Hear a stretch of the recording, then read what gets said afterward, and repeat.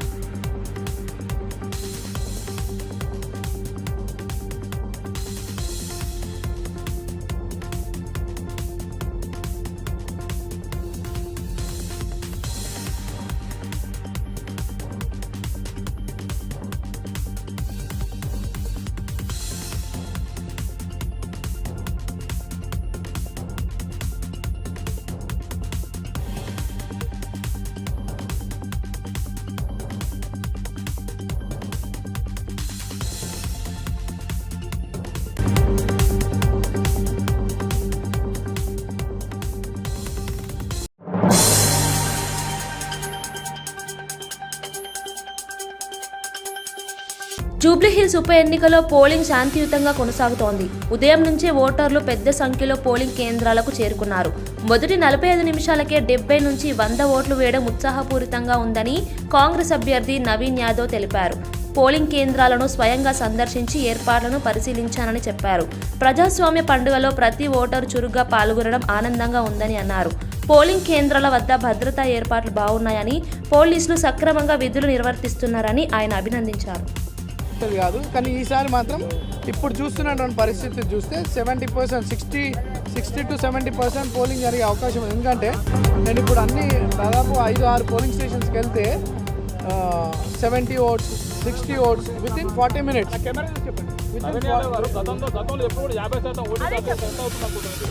నాకు తెలిసి 63%, 60 to 63% జరిగే అవకాశాలు ఉన్నాయి. నేను 10 o'clockకి నా ఓటు మా ఫ్యామిలీ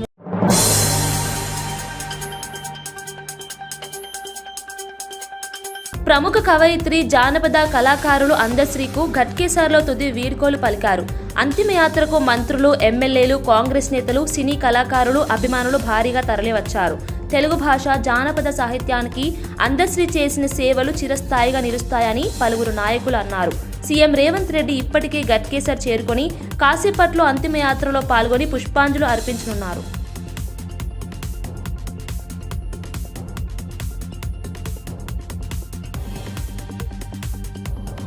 జోహార్ అందశ్రీ అన్న గారికి, జోహార్ జోహార్ జోహార్ తెలంగాణ గీత రచయిత అందశ్రీ అన్న గారికి, జోహార్ జోహార్ జోహార్ తెలంగాణ గీత రచయిత అందశ్రీ అన్న గారికి, జోహార్ జోహార్ అమర్ రహే డాక్టర్ ప్రజాకవి అందశ్రీ అన్న గారికి, జోహార్ జోహార్ జోహార్ అందశ్రీ అన్న గారికి, జోహార్ జోహార్.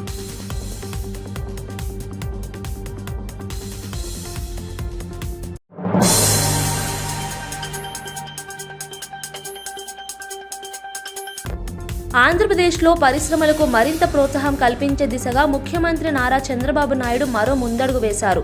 ప్రకాశం జిల్లా కనిగిరిలో ఎంఎస్ఎంఈ పార్కును ప్రారంభించిన సీఎం రాష్ట్ర వ్యాప్తంగా 50 పార్కులకు వర్చువల్గా ప్రారంభోత్సవాలు మరియు శంకుస్థాపనలు చేశారు. ఈ కార్యక్రమంలో మాట్లాడుతూ రాష్ట్ర అభివృద్ధికి చిన్న, మధ్య తరహా పరిశ్రమలు కీలకమని చంద్రబాబు నాయుడు తెలిపారు. 329 ఎకరాల విస్తీర్ణంలో 15 పారిశ్రామిక పార్కులు ప్రారంభమయ్యాయని వివరించారు. ఈ పార్కుల ద్వారా వేలాది యువతకు ఉపాధి అవకాశాలు కలగనున్నాయని చెప్పారు. అన్ని పనులు రాబోయే 10 సంవత్సరాల్లో చేసే శక్తిని, సామర్థ్యాన్ని భగవంతుడు ఇచ్చాడని చెప్పి కూడా నేను మీకు తెలియజేస్తున్నా. ఈరోజు ఇక్కడ మీరు చూస్తున్నారు 50 ఎంఎస్ఎంఈ పార్కులు, కొన్ని ఇనాగరేషన్లు 87 ప్లేసుల్లో చేశాం. ఇంత మునిపై 55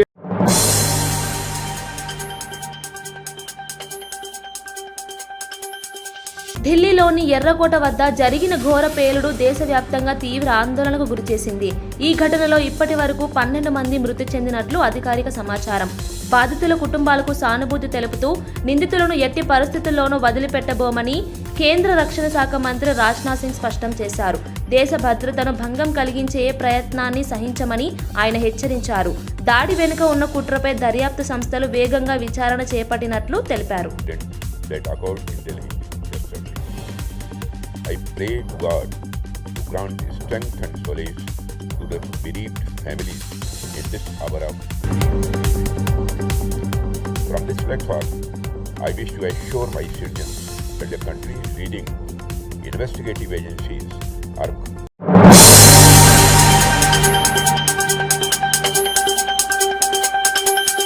ఢిల్లీలో జరిగిన పేలుడు ఘటన దేశవ్యాప్తంగా కలకలం రేపింది.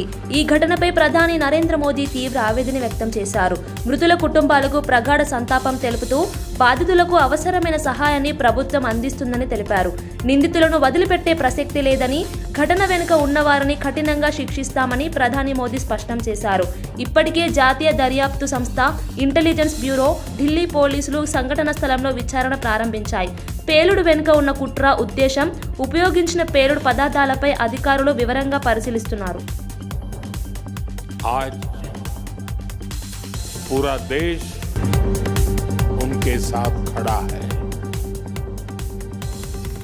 मैं कल रात भर